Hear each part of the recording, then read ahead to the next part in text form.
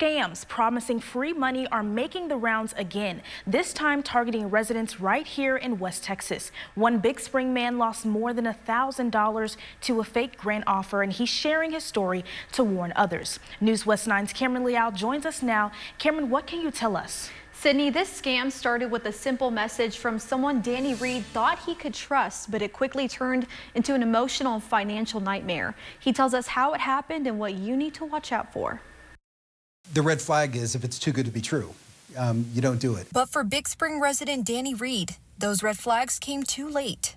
I was invited by acquaintance that I knew at work. What started as a promised deal quickly turned into chaos and financial loss. Reed says the scammer claimed to be a government agent offering grants worth more than $100,000. He invited me to tap on an app that he sent me, and he said his name was Agent Lawrence. He said, okay, yes, you do qualify.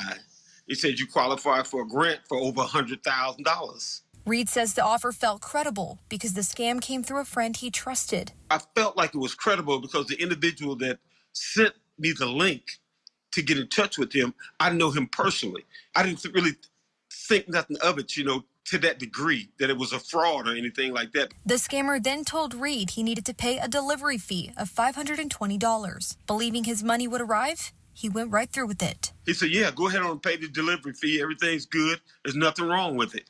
It's good. You'll get your money. I said, okay, I'm trusting you. So I sent him the money. But 3 days later, no check arrived. Instead, Reed was told he needed to pay even more. He texted me back and said, you got to pay an extra $1,000. I was out of $1,650 at that particular time. Reed says that's when he knew something was wrong. The so-called agent blocked him on Facebook Messenger. And the very next day, another scammer pretended to be a district attorney, claiming Agent Lawrence no longer worked with them. Financially, it's put me back on certain things that I need to take care of, that I had allocated that money for. The Better Business Bureau says scammers rely on pressure tactics, playing on emotions to get victims to act before they think. That's part of what scammers do. They appeal to you. They appeal to your emotions. They make it to where that you're not going to be thinking clearly.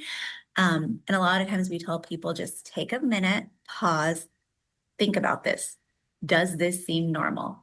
Does this seem too good to be true? Because if it does, it probably is. Trust your gut. Look out for those certain red flags. And while Reed lost his money, experts say the real risk is often personal information. Protect your private information and don't just make it publicly available online.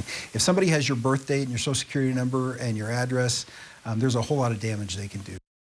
The Better Business Bureau and District Attorney's Office both say if an offer sounds too good to be true, it probably is. They urge anyone who believes they've been targeted by a scam to report it immediately to law enforcement and the FTC.